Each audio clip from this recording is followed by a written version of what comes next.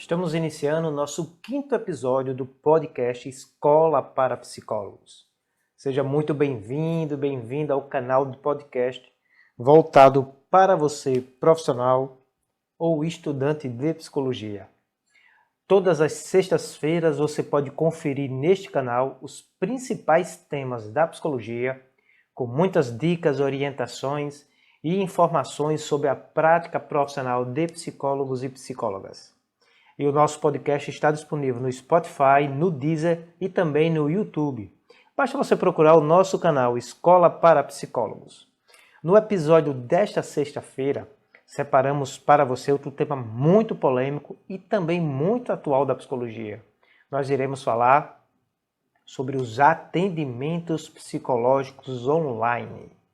Veremos no programa quais são os serviços psicológicos que podem ser ofertados por meio da tecnologia. Conheceremos quais são os requisitos para você, profissional, começar a oferecer os seus serviços online. E separamos para você algumas das vantagens e quais são os principais desafios para oferecer os serviços por meio de tecnologia. Eu sou o psicólogo Manuel Carvalho e você está no podcast Escola para Psicólogos. E logo após a vinheta, iremos falar sobre atendimento psicológico online.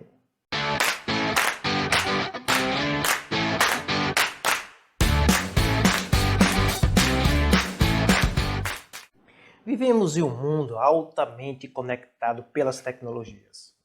Ela faz parte do nosso cotidiano atual. Usamos as tecnologias para praticamente tudo. E muitas já são as intervenções e os procedimentos profissionais através dos meios tecnológicos, como é o caso de cursos online, o e-commerce, consultas jurídicas online, consultorias nas diversas áreas como engenharia, arquitetura e até mesmo alguns procedimentos médicos. O mesmo também ocorre com os atendimentos e os serviços psicológicos, que há mais de 20 anos vêm sendo regulamentados pelo Conselho Federal de Psicologia. E a última resolução do Conselho sobre este tema foi publicada no ano de 2018. Estamos falando da resolução do Conselho de número 11 de 2018. Os serviços por meio de tecnologia é conhecido no Sistema Conselho como TICs, serviços ofertados por meio da tecnologia da informação e da comunicação, que aqui chamaremos de atendimento psicológicos online, apesar de não ser um termo mais correto para descrever estes serviços, pois nem sempre eles ocorrerão no formatação online em tempo real. Apesar de muitos colegas olharem com insegurança e até mesmo um certo descrédito para estes serviços, não podemos negar que é uma realidade e uma necessidade da sociedade atual. Por isso, costumo dizer que não é mais tempo de se questionar se devemos ou não oferecer atendimentos online, mas sim como podemos oferecer estes atendimentos garantindo a qualidade técnica e ética de nossos serviços. Mas o que é necessário para que você, profissional, inicie seus atendimentos online? E quais serviços podem ser ofertados por meio da tecnologia? E será que existe algum tipo de atendimento que não pode ocorrer nessa formatação? É possível utilizar o WhatsApp e outras mídias sociais para prestar estes serviços?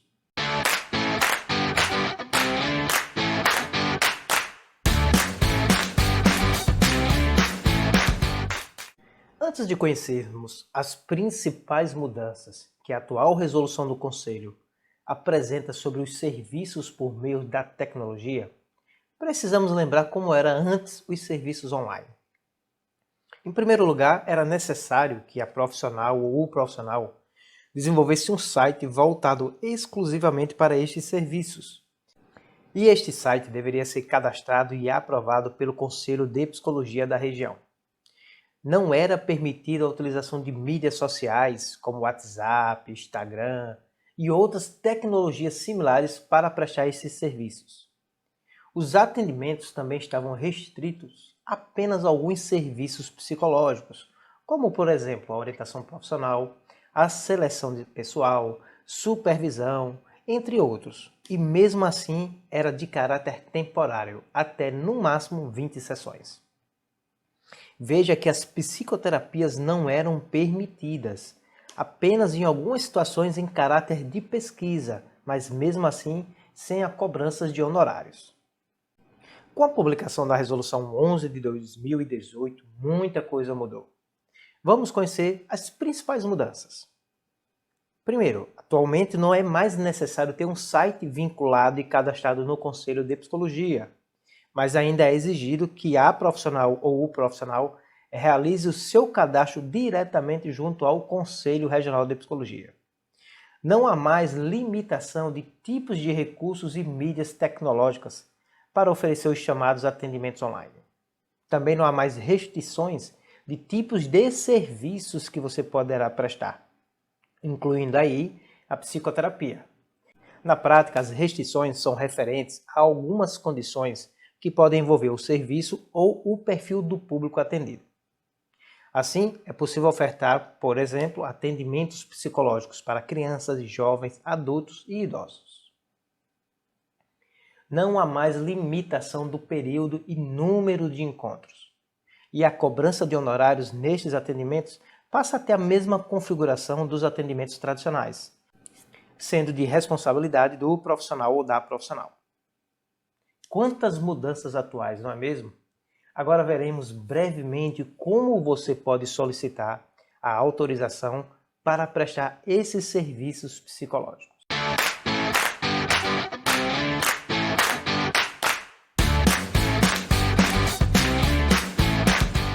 Para você começar a prestar seus atendimentos psicológicos online, é necessário que você faça o seu cadastro junto ao Conselho Federal de Psicologia através do site do próprio Conselho Federal, é a plataforma EPSI. Neste cadastro você irá prestar, entre outras informações, quais tipos de serviços você irá ofertar por meio da tecnologia, qual o público que você irá atender e quais os meios tecnológicos que irão ser utilizados. Além disso, você deverá fundamentar onde estes serviços ocorrerão e como assegurará o sigilo das informações e a qualidade técnica dos atendimentos prestados. Esse seu cadastro será avaliado pelo Conselho de Psicologia da sua região e veja bem que somente a aprovação do Conselho é que você estará autorizado a prestar estes serviços psicológicos online. Mas quais são os serviços que você poderá ofertar? É o que nós veremos agora. Na prática, não existe mais limitações para os tipos de serviços psicológicos, podendo ser realizados desde atendimentos clínicos, orientação profissional, avaliações psicológicas, seleção de pessoal, perícias, intervenções em problemas de aprendizagem e muitos outros. Agora, cabe ao profissional julgar se o serviço que ele precisa prestar poderá ou não ser feito através das tecnologias, considerando sempre as demandas, o perfil do público e os objetivos dos serviços.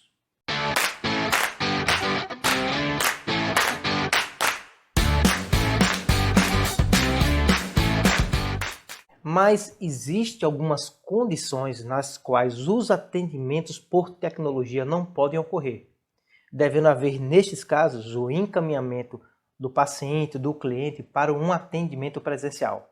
Vejamos quais são os casos. Atendimento de pessoas em situação de urgência e emergência. Por exemplo, pessoas em quadro de surtos que precisam de atendimentos emergenciais. O segundo caso, atendimento de pessoas em situação de emergência e desastre. E, por fim, atendimento de pessoas em situação de violência ou violação de direito.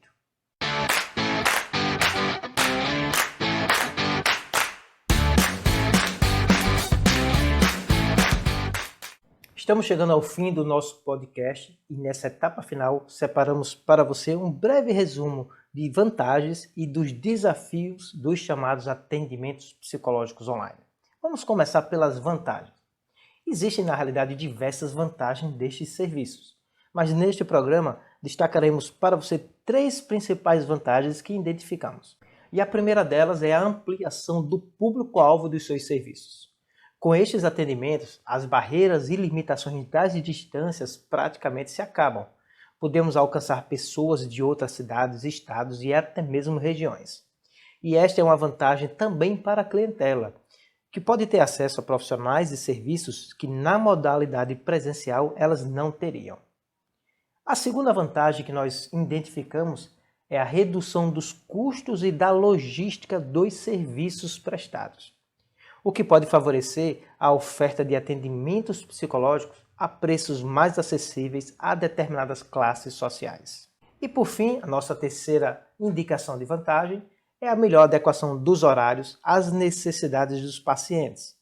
Podemos ofertar serviços em horários que poderiam ser inviáveis para alguns pacientes na modalidade presencial, como, por exemplo, o intervalo de almoço, horários noturnos. Quero acrescentar ainda uma quarta vantagem, a melhoria da qualidade de vida do profissional e do próprio paciente, que pode evitar horas de trânsito, ficar mais tempo com seus familiares, entre outras vantagens, quando opta pelo atendimento através das tecnologias.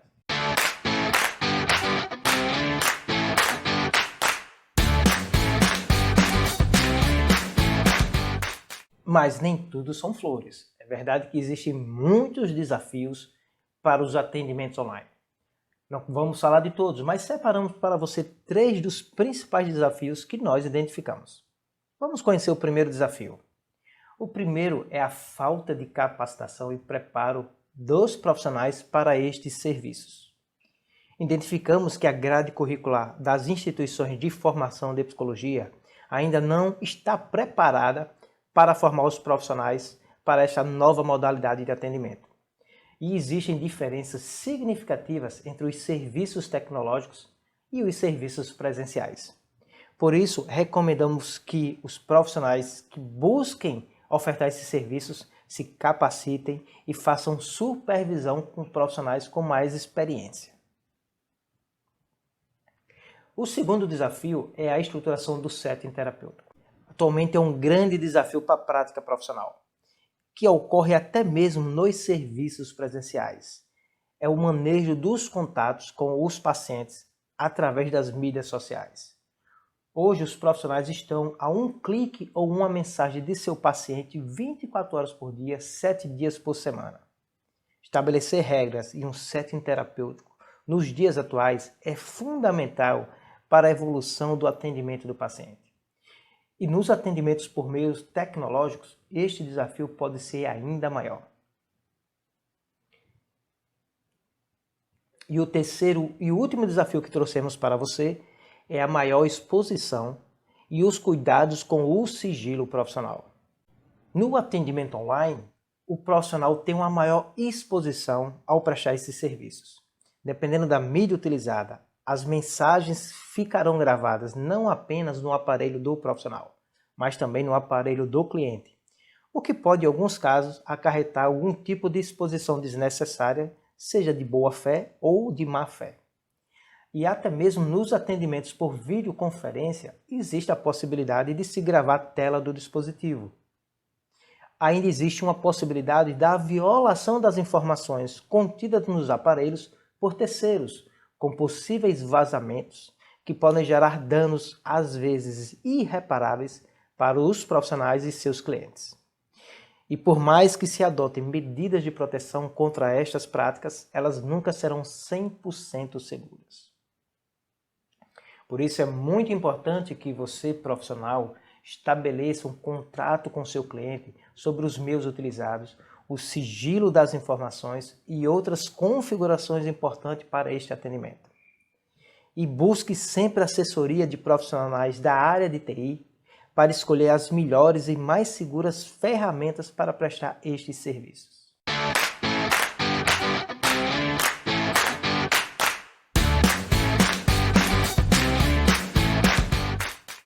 Bem, pessoal, chegamos ao fim de mais um episódio do nosso podcast, Escola para Psicólogos. Hoje abordamos um tema muito importante, o atendimento psicológico online. Espero que você tenha gostado do episódio. Você também pode conferir o nosso programa sobre essa mesma temática no canal do YouTube Psicólogo Manuel Carvalho. Inclusive, neste programa, nós mostramos o passo a passo para a realização do cadastro no site EPC do Conselho Federal. Eu sou o psicólogo Manuel Carvalho e até a próxima sexta-feira aqui no seu podcast da Psicologia, Escola para Psicólogos. E não esquece de dar 5 estrelas para o nosso canal e nos acompanhar. Grande abraço e até a próxima semana.